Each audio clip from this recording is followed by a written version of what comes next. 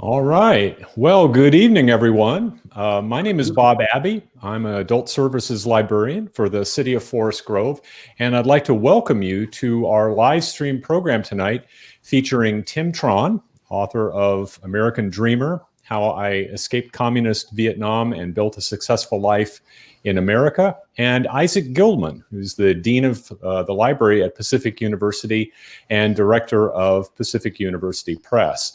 Now, since we're broadcasting live to the Forest Grove Library's Facebook page and to our YouTube channel, this is a truly interactive event. So take advantage of the comment box to share any questions you might have during Tim and Isaac's conversation, and we'll try to get to those as we can at the end of the program. Before I turn this over to Tim and Isaac, I want to let you know about a couple of other upcoming live stream events that we have planned, which will be simulcasting on Facebook and YouTube. On Tuesday, September 15th at 6:30, Jane Kirkpatrick, the New York Times and CBA bestselling and award-winning author of over 30 books, will join us for a discussion of her latest novel entitled Something Worth Doing, which chronicles the life of Oregon writer, newspaper editor, and women's rights advocate Abigail Scott Duniway. And on Tuesday, October 13th, also at 6:30, we'll have Seattle-based science writer Eric Wagner, who will be in the live stream studio to talk about his latest book, After the Blast, the ecological recovery of Mount St. Helens. So a couple of really cool live stream events coming up, and we'll have more throughout the fall. The best way to find out about what we've got going on is to follow us on Facebook and to stay up to date on all of the video content that we're sharing and posting this summer and beyond. Head on over to our YouTube channel and click the red subscribe button. Our guest tonight, Tim Tran, immigrated to the United States as a penniless refugee, and he quickly became a successful businessman and ultimately a university benefactor. Libraries have always had a special significance in Tim's life, and as a way of giving back to his adopted country, Tim and his wife, Kathy, established an endowment to fund operations for the Pacific University Library. And the library, which was built in 2005, was renamed in their honor. American Dreamer highlights the hope America represented for Tim throughout his life, from gaining an education to ultimately achieving democratic freedom. His continued determination, optimism, and strength of character demonstrate what it really means to be an American. And American Dreamer is the product of Tim's hard-earned wisdom. It's also a riveting and timely memoir that provides a compassionate lens through which to view the current refugee crisis. So I'm going to bring Tim and Isaac into the stream. I'm going to step out. I'll be back toward the end of the evening, and we'll take care of any questions or comments that we have throughout. So Tim and Isaac, welcome to our live stream. Thank you. Thank you. Well, Tim, it's great to be here with you. Thank you. And hello, everyone out there. So I'm going to ask Tim a few questions just to give all of you a sense of both the person that he is and the great storyteller that he is, so you can get a taste of what's in his book. So starting out, Tim, can you tell us a little bit about what motivated you to share your life story? Thank you, Isaac. I would like to say hello to all the viewers who are watching this live show. To answer your question, what motivated me to write this book? I think there's quite a few things that motivate me. First, I have a very interesting and, should I say, eventful life. I have some experience to share and a story to tell. My memoir describes the ups and downs of a tough and difficult life, the tale of personal survival and ultimate triumph, also the moments of failure and the joy of success. As well, I like to share my hard-earned wisdom. Secondly, I would like to show my gratitude to the United States of America, the country that I adopted and that adopted me, and to all the people, my professor, my friends, my business associate who helped me along the way. Last but not least, I'd like to assure the young people of America and future generation of immigrant community that the American dream is alive and well. With hard work, determination, and gotta have some luck. Anyone can get a better life and live the American dream. That's it. That's my three most important things to motivate me to share my story. Great, thanks. So this is a library-hosted event, and you talk a lot in your book about the ways that libraries have been meaningful to you through your life. So maybe before we get to your book, let's talk a little bit about some other books. Okay. I imagine that the way that you wrote your memoir was influenced by other books that you've read and enjoyed. So maybe could you tell us what's your favorite book written in English, and why is it your favorite? Yeah, my favorite book written in English, I read The Old Man and the Sea in my high school year. Well, I cheated a little bit. My English at the time was not well enough to read The Old Man and the Sea written in English. So I went to a Vietnamese translation copy and read the whole thing and got an idea first. And then I came back and read The Old Man and the Sea. With that idea in mind, it made it a lot easier for me to read the real version, The Old Man and the Sea, in English. Well, in the story, Hemingway described the human spirit of a very aging old fisherman. His name was Santiago. He ventured from the land, far from the land, and with great hardship, hope, and fight against a giant marlin, longer than his boat for 3 days, and finally reeled it in and lasted to his boat. However, it was ironic that Santiago's giant marlin were eaten all of it by sharks, just leaving only the skeleton. What I learned and I enjoy from this story is Santiago's determination to overcome all the challenges and difficulty and ultimately triumph. Unfortunately, he has only the bone of the fish to show. That is my favorite book written in English. Thanks. I can certainly see some parallels in that to your life story. Yeah. Although you were not an old man on the sea, you were a young man on the sea at a certain I'm getting point. up there. So, thinking about the type of book you have written yourself, a memoir, what other than your own, which I know that you think is good, as do I. What is one of the best memoirs that you've read, and what do you feel like made it compelling? The best memoir that I've read. This is much better than my memoir, I gotta admit. That is the book titled Dreams of My Father, A Story, Grace, and Inheritance by Barack Obama. What made the book compelling to me was the similarity of our struggle in life. Both Obama and I faced a lot of challenges in our early life. Obama had to deal with the multicultural, biracial upbringing and the issue of race. In my life, I was caught in the middle of the shooting proxy war, the political instability, the helplessness of a citizen of an undeveloped small country. Both of us strive for better life through hard work and perseverance. And we both had interesting and captivating personal stories to tell. Through our journey, we overcome our difficulty, accomplished quite a few things, and modestly achieve our goal. So, other than the narrative threads in those books, perhaps were there parts or kind of stylistic choices in both of those books that you wanted to try to emulate in yours as you were writing? Certainly, yeah. read Obama's story, and I follow his description of the book, starting at the event in the middle of his life, going back, and then moving forward.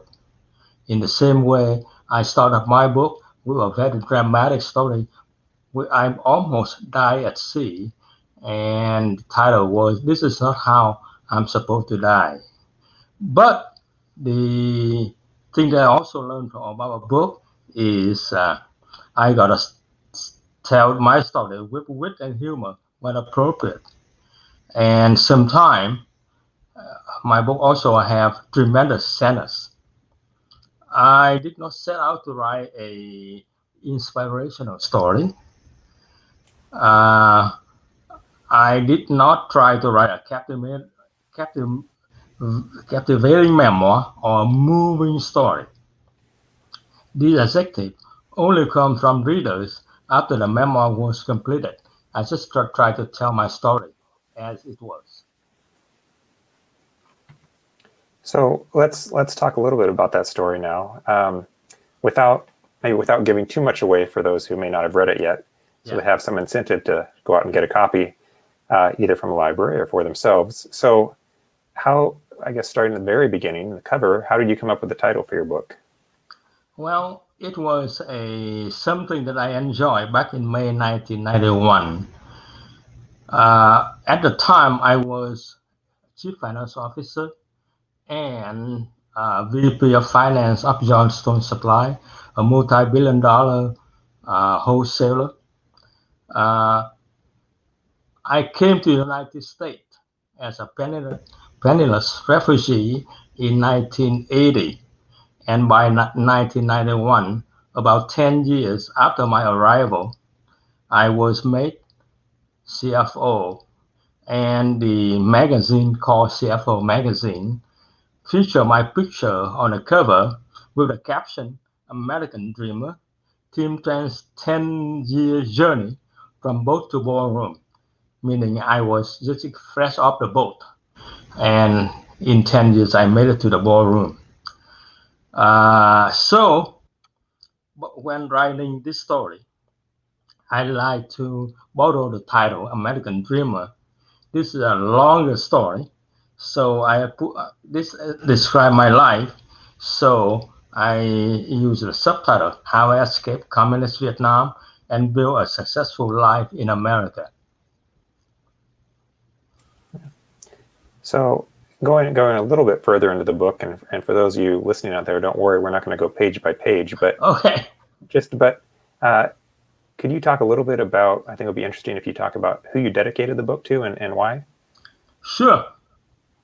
First of all, I dedicate my story to my adopted country, the United States of America, which provided refuge and support to me. I consider myself came into this country a penniless refugee and a man without a country. Secondly, I also dedicate the book to my American countrymen and the memory of more than 58,000 men and women who made the ultimate sacrifice and whose name are inscribed on a Vietnam Veteran Memorial in Washington, D.C. To the South Vietnamese soldiers who were killed in the war, to the millions of civilians of both and South Vietnam killed in the conflict, and to approximately 500,000 South Vietnamese and ethnic Chinese who lost their lives while trying to escape communism. So I think that dedication speaks to both a lot of joy and sadness that is present in your book. That's right. And I know that you said that you didn't intend it to be inspirational, but a lot of people everyone that I know that's read it has found it inspirational. And so I wonder, in your book, you write about some joyful stories. I wonder, what were the most enjoyable memories for you to revisit as you wrote your story? Sure. The most enjoyable is when I survived the harrowing trip from communist Vietnam and landed on the Malaysia shore after we were attacked 7 times by 7 different groups of pirates, and we were almost didn't survive due to the lack of water, food, and we don't know where we were. We just knew that we were in the middle of the Gulf of Thailand. Suddenly, we saw somebody on a boat saw the mountain range of Malaysia, and they cry, "I see land, I see mountain," and we were very careful and wait until nightfall. We landed on a Malaysian shore. Then all of us were confined in a makeshift prison on the beach, surrounded by barbed wire and watched by the Malaysian policemen. And in the morning, I saw a SUV with the UNHCR, that stands for United Nations High Commission for Refugees. We saw a SUV arrive, and one of the Caucasian men get off the SUV and walk into the area where we all stay, inside the barbed wire. He asked, "Does anyone here speak English?" And I was one of the three who replied. I replied as Khiem. I raised my hand and said, "Khiem Tran, University of California, Berkeley, class of 1974. The UNHCR commissioner smiled and asked me to step forward to help him with the translation, provide him with information. That's the most memorable. I'll give you another one.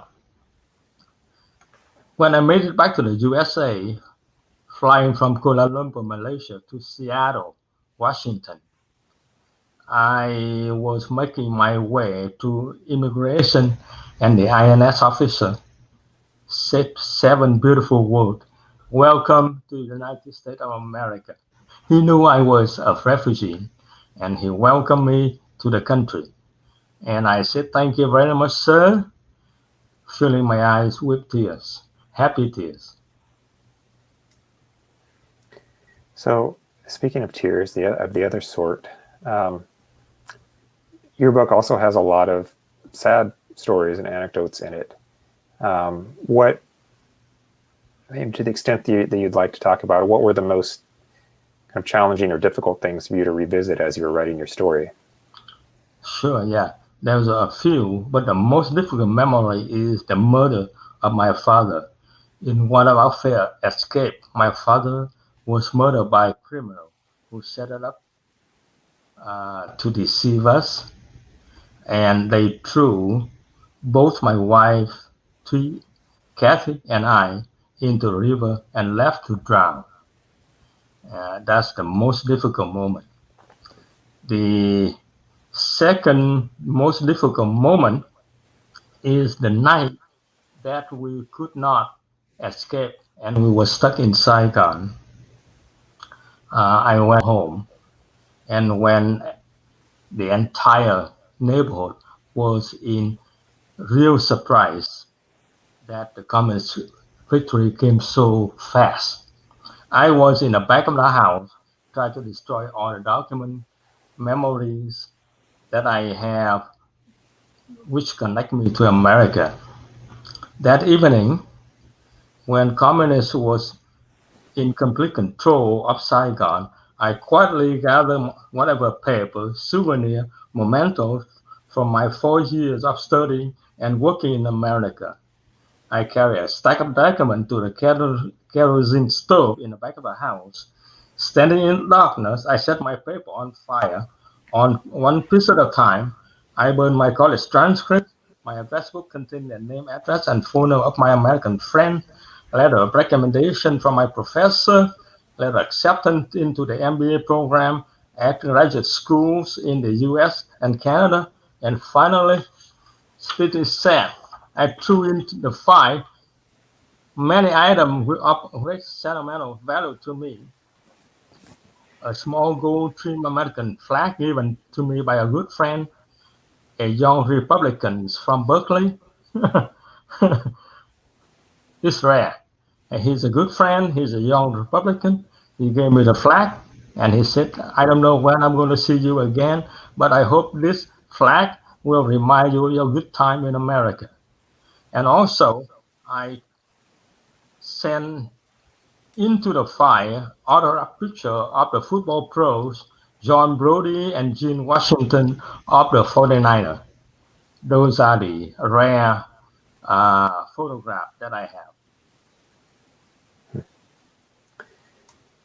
So I think the whole time that I've known you, and ever since I met you, I've known you to be a person of really good humor and filled with joy and energy. And I think that, as you just talked about, you've experienced some horrendous things in your life, and you share about some of them in your book, including the murder of your father. So I wonder, as someone who has you and your family and Kathy's family, someone who's suffered a lot of discrimination and mistreatment in your life, how do you feel like you've been able to get through that or move past that? You don't seem to me to be someone who is harboring resentment. And how do you do that? Well, I learned it from the Americans. You American has a very good saying, and I took it to heart. If the difficulties or the tragedy doesn't kill you, it will make you stronger. And that's exactly the way I look at it. I have survived, and it makes me stronger, and no reason to look back and have resentment. I look forward and create new opportunity and new achievement for my future. So switching gears a little bit, and I mentioned this earlier, you talk about in your book a lot that books and libraries have played a large role in your life. Given the setting of where we are now, could you talk a little bit about that? Oh, certainly. I love it because the library is one of the areas that I love since my childhood. Since my early days, I did not pursue excellence in sport. You probably understand I'm not very strong, not very big, not very tall, and I don't have a lot of muscle to compete in sport. However, I was pursuing excellent scholastic achievement. Book has become my constant companion, and library is my favorite place. I could say that at nearly every important moment in my journey through life, library has always had a special significance to me. Let's name a few. In high school, I discovered the American library called Abraham Lincoln Library in Saigon, ran by USIS, United States Information Agency. When I tried to read Time and Life magazine and make use of this side-by-side small translation and enjoy the air conditioning and chill water. Considering in Saigon is 100 degree, 100% humidity. These air conditioning, chill water, and magazine is very, very important for me. This at Pacific University, the dorm was very noisy. There's a lot of party going on. So the only place I can study, and I need to study because of my weak English at the beginning, was the Pacific University Library. And then number 3, this is regarding Kathy and I. Outside of Pacific University, that's where Kathy noticed my smile in a special moment that ultimately led to our dating, our love, and finally our marriage. And we're still together 45 years later. At UC Berkeley, I live most of my time in a tiny boring room and the library there, the undergraduate library called the Moffett Library, served as a very comfortable place where I could spread out and study. Now let's go to the refugee camp. At the Pulau Bedong refugee camp on an uninhabited island in Malaysia, off the coast of Malaysia, I was serving as an interpreter for politicians, the international press, and the English-speaking delegation. And I always ask every person if they have any book that they don't want to haul back, they can donate it to the library that we were building on the refugee camp. And we finally have acquired a few collections, and it served as a camp intellectual place to meet, and also for the interpreter take a break. And finally, on my business travel and vacation, I always like to visit the library, presidential library, and of the 20-some library, I made more than half of the presidential library visit. Wow. So just thinking about libraries and public libraries specifically, they have been historically and certainly today, they've been great resources for new immigrants. And so you speak pretty candidly in your book about the challenges that immigrants can face when they come to the U.S., certainly the ones that you did. So what lessons do you hope that new or prospective immigrants will take away from your book? Oh, that's pretty easy. Number one is believe in yourself. Believe that the American dream is alive and well. Also believe that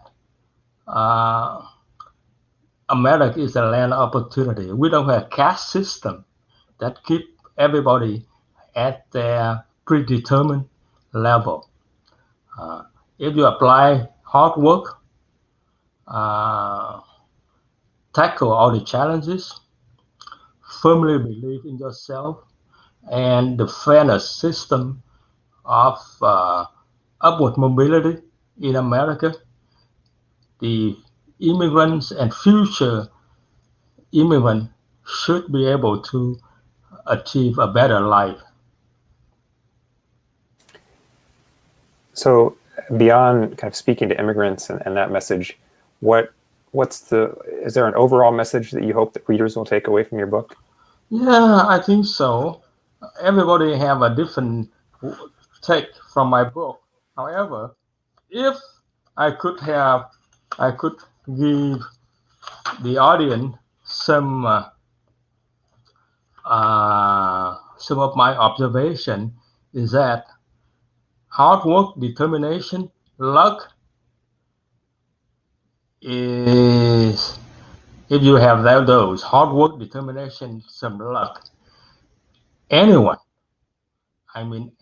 can get a better life and live the American dream in this country. So let's shift gears a little bit and talk about maybe not the content of your book, but the process of creating it. Some of the people listening may not know that you worked with an author, a writer, to help tell your story, Tom Philmeyer. Yes. And I wonder if we could talk a little bit about the process of working with Tom and how that was like, what that was like for you. Could you describe the process of working with someone else to tell your story and what that was like? Yes. Well, I want to thank you, Isaac, for introducing Tom Philmeyer to me. Yeah. And I want to make sure that you got the big credit for that. Wow. I was happy to play matchmaker. Oh, good. Okay. So after you have introduced Tom Philmeyer to me, and we agree on working together, the first step is Tom listened to my story, and he also reviewed my outline, note, and draft of the manuscript, not the one that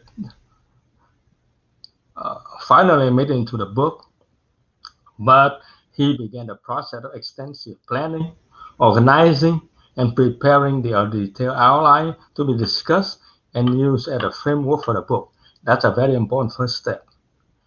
Then we spent a lot of time communicating either by phone, email, face-to-face interview, as he started drafting the book one chapter at a time. Once he had one chapter finished, he sent it to me, and he and I discussed the draft and possible changes and any revision that I want to make to each chapter, something that may not be clear enough. So I discussed that with him, and most of the time he accommodated me. And then once we're done with all the chapters, Tom and I had many discussions about additional revision, moving the plot, reorganizing episode, and do the fact checking, doing more revision, reorganize, and more so, and then sometimes we got to do more research editing and rewriting. Finally, as the draft of the manuscript was completed and I was happy with the end product, we worked on polishing the manuscript, adding pictures, final proofreading for error or grammar or punctuation, and finally have the job of copy editing and revision done. So that's the full process. It takes a lot of time and a lot of effort. Yeah. So what surprised you most about that process, and what did you find most challenging? Yeah, there's a lot of surprises because this is the first time I went through this. Is to require a lot on both the authors and co-authors' part to produce a great memoir. The author and the co-author must be comfortable and trust each other. Both sides should agree in advance on a set fee, payment term, time frame of completion, the process that we're supposed to go through, and the two parties work better if they like each other. If they are easy to talk to, easy to work with, engaging, trusting, accommodating, and by all means, very professional. Now, the most challenging task for me is to decide what part of my story to include and what to leave out. As you probably know, authors are very possessive of their work, and seeing the co-author suggest, or anybody suggest cutting out a lot of story and footnotes, anecdote, in my opinion, that was not supposed to be done easily. Anyway, sometimes I argue convincingly, just based on fact, to keep the information or the story. But most of the time, I listen to the author, to the co-author. I learned that through this process, what we leave out can be as important as what gets put in. And the second thing is, it's more difficult for me to cut than it is to add. Well, I don't think you're alone in that. I think it's more difficult for everyone to cut their own words. Yeah. And I remember our negotiations about that, and I will admit that you usually won. So, so is there anything else from that experience of working with Tom, of telling your story, that you think would benefit others who want to take on a similar project? Sure. Okay. If somebody want to embark on a similar project, they got to learn these key points. Number one, writing a book, a memoir, require both commitment for time and effort. You gotta have time, you gotta have effort. One wouldn't do it.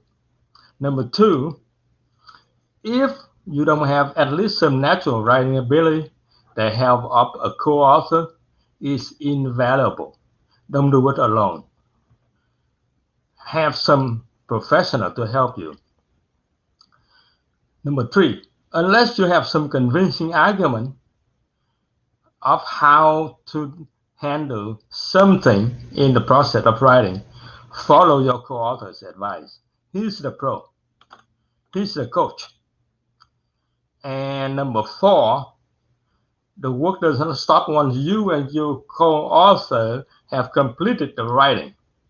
There's more things to do, such as cover design, getting your book into the right distribution channel, connecting with viewer, doing publicity and marketing activities, book tours, book signing, and much more. It's not an easy, simple task. There's no magic wand to use. So I'm curious, and this is not a question that we talked about, so I'm going off the cuff here. Okay. How do you feel like how do you feel like the pandemic has changed your plans or your hopes for how you wanted to launch your book or get it out into the world? Sometime I gotta go back to my philosophy that you cannot control everything. And anything that you can have some degree of influence or control, exercise it. You also need to accept the fact that you don't control everything. And for some event you have absolutely no control over. This is one. So instead of having book tour, book signing, talk, we gotta resort to some kind of broadcast like this. We gotta use Zoom. We gotta use the media to promote the book. And just as I say, if this epidemic doesn't kill me, it's only make me stronger. I think we could hopefully all say that. So in the time that we have remaining, maybe we can do a round of questions to help everyone get to know you a little bit better. If there are people watching that don't know you personally, even beyond what you've shared in your book. So, who is your hero and why? Well, I used to have a lot of heroes because when I was young, every famous adult could be my hero. Recently, my hero is former Secretary of State Madeleine Albright. Why? At a young age, she fled her home country Czechoslovakia as a refugee and eventually settled in America. She achieved great academic accomplishment. She served as ambassador to the United Nations and U.S. Secretary of State. She tirelessly championed human rights and gender equality and promoted American ideal and justice and freedom around the world. And also, when she was teaching, she was voted Professor of the Year by her students. So I admire Secretary of State Albright for all of her accomplishment, and she overcome a lot of difficulties and challenges in her life. And for those of you that don't know, Tim also taught in university too, so he has that in common with Madeleine Albright. So thinking back a little further, you mentioned that you had a lot of childhood heroes. What is one thing or one event in your childhood that you feel like has had the greatest effect on your life? Well, it's when I was 4 years old, I accompanied my parents to make the trip from North Vietnam to escape communism to South Vietnam. That's one of the key events. Secondly, when I was starting school, my father taught me the work ethic and strong value, as well as tutoring me at a young age. I always was tutored one grade ahead of my real grade. So when I was on the second grade, my dad taught me all the material in the third grade. So, so my second grade was very easy because I knew all of that the year before. And that's what made me a good student, which helped me to get a scholarship to America.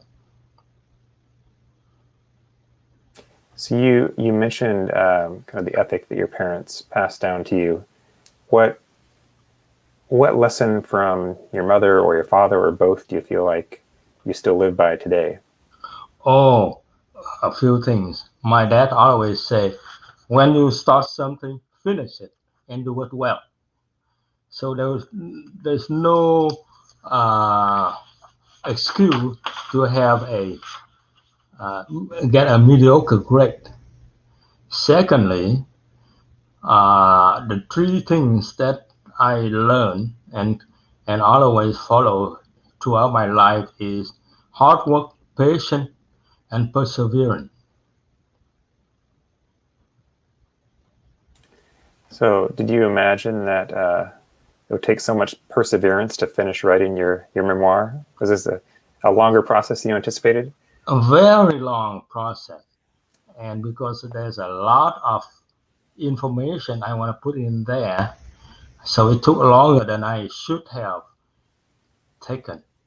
Also, thanks to the advice of Tom, he said that you can include every person and every detail.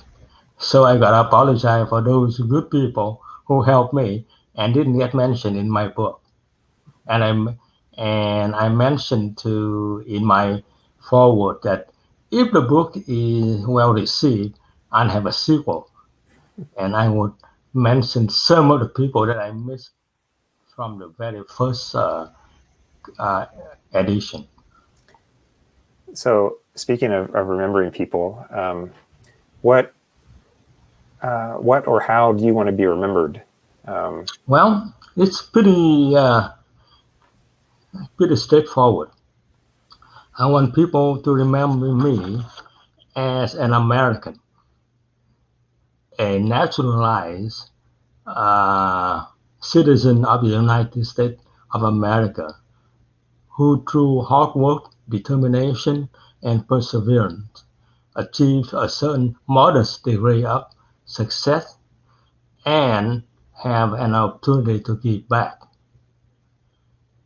It's as simple as that. So as an American, as a man within a new adopted country, the United States, what are some of your favorite places within the country? I know you like to travel. Where have you enjoyed traveling in your not so new country anymore? But this is my country. Yeah. Yeah. This is the only country I have now.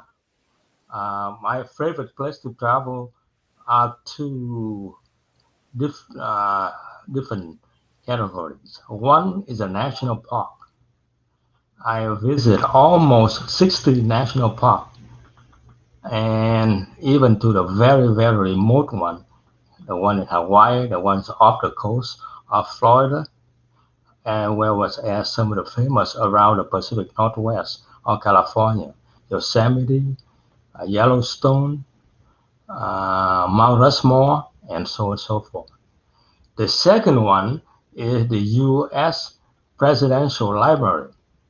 I visit President Nixon, President Johnson's library, President Kennedy, and President Clinton. I also get a chance to visit President Bush, both the 41st president, and many others. Those are my two favorite places in America. So I'm curious. You spent a lot of time on this book, and you mentioned that if it was a roaring success, you would write another. Right. If you were going to write another book, what would it be about? What would you write about? It would be about my enjoying the American lifestyle. We are a country of many resources. People enjoy a high standard of living, and we also enjoy the democratic freedom.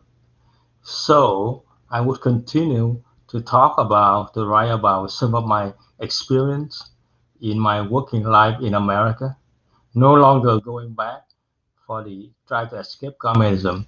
So I will call it Living the American Dream. That's the title. So without giving too much away about that future book, what are some things that you think would feature in that book from your life? What would be some high points in that book? Some of the high part of that book is my opportunity to give back to Pacific University by establishing the trust and having the library name as the Tim and Catherine Library. I think that's a very honor that any immigrant would consider a very high honor to receive in America. Oh, Bob's back. Hey, Bob. Hello, Bob. Hello. How are you doing? It's been great to listen to you both chat. We actually had a question, Sure. and I wanted to make sure that we had time for Tim to answer this. This is from Steve, and Steve wanted to know how long the writing process took from the inception, from your original idea to working with your co-author to final publication. Well, I start putting down on paper my thought ever since my retirement from Johnson Supply as a CFO. I have all kind of notes on that, some electronically, some on a piece of paper, and it takes a while for me to put it together and put it in the order. But since Isaac introduced me to Tom, that we started right away, and it took about 3 years from the beginning to the time that we got the book published. Now, in the middle, we have a lot of little time-consuming situation. For example, the COVID-19, which took time away from Isaac, to tend to the university emergency planning, and also we had some technical difficulty. So that delayed us about 3 or 4 months, but finally it's all out. It's I say from series to publication, serious effort to publication is about 3 years. Great. We just had another comment and a question from Matt, who said, "You're a great example of what can be accomplished in this country with hard work. You've covered this some already, but what would you say to people who have so much dissatisfaction in the United States today?" Yeah, it's sad.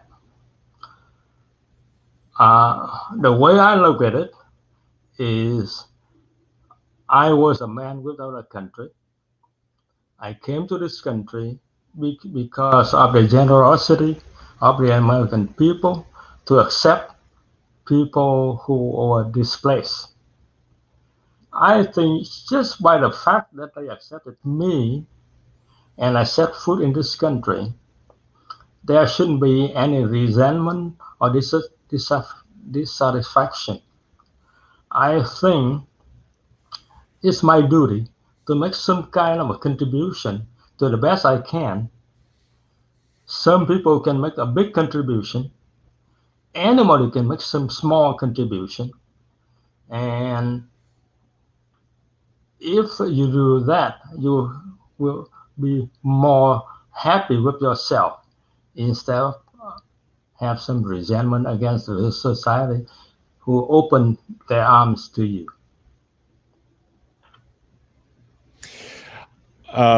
So I want to just make sure that everybody watching knows that there are a couple of different ways to get copies of your book. For those of you who are WCCLS library card holders, the Forest Grove Library has 2 copies, which you can check out. Now, we're not open to the public, but you can check those out and request to pick them up curbside. In fact, I saw them both yesterday, so they're still available. The easiest way to do that is to go to the library's homepage, which is wccls.org, and then you can search for the title, or you can search for Tim Tran, and you'll see that there are 2 copies available, and you just place a hold on those, and usually takes about 24 hours. We're doing curbside pickup Monday through Saturday from 9:30 to 5:30, so you'll get a notification when the title is on available for you, and then you come and pick it up. So that's one way to get a hold of it. If somebody wants to purchase a copy of the book, what are some of the options available to them there? Well, the usual ones, I guess I would say, the usual suspects. You can go to Amazon, you can go to Powell's. Pretty much any online bookseller is going to be your best bet for ordering it. Okay, all right. Are they available in electronic copies, or is it print copies? Yeah, it's available in a paperback and then a Kindle edition on Amazon, or an EPUB edition on other ebook sites. Great, great. So lots of different ways to get access to Tim's book. It's a wonderful story. And Tim, in closing, I'm wondering if you have any last words that you'd like to share with our viewing audience as we move into the weekend and move about our lives. Well, Bob, I want to thank you for hosting this event. I also to emphasize the fact that the library is a favorite place of my life, and it should be the favorite place of everybody who is curious about the world around you. There's a very famous person who said that the library open the soul to the world and the knowledge to the mind, something like that. And nowadays, due to a lot of media means, people can Google, people can read some of the news online, but I think we should not lose the fact that the library and your service of running and providing a service should be honored. And I thank you for that. Well, you have 2 librarians on both sides of you who agree completely. So thank you for sharing that. And Tim and Isaac, thank you so much for being a part of this live stream program. We had originally scheduled this as an in-person event at the library, but obviously because of the restrictions with the coronavirus, we weren't able to do that. And I'm so happy that we were able to make this happen as a live stream event, and that we were able to share Tim's story in a way that I think actually reaches more people than an in-person event. So this was, I think this worked out really great, and I'm so happy that Tim and Isaac, you were able to be a part of that and make that happen. So thank you. Thank you. Thank you very much. And thanks to everyone who joined us tonight. This is our debut live stream event for Forest Grove City Library. So very excited to make that happen. And just a reminder, we have another live stream event coming up on September 15th with Jane Kirkpatrick, and then October 13th with Eric Wagner, talking about the Mount St. Helens eruption and the ecological rebuilding after that eruption. So stay tuned, follow us on Facebook, be sure to subscribe to our content on YouTube, and thank you all in Forest Grove and beyond for your continued support. We couldn't do this without you. We are so fortunate to have you as our support, and just know that we miss you all so much. So we look forward to the day we can have you all back in the building. So Tim, Isaac, thank you again. Everybody have a great weekend, and be safe out there, and we'll talk to you all soon. Thanks now. Bye-bye. Bye-bye.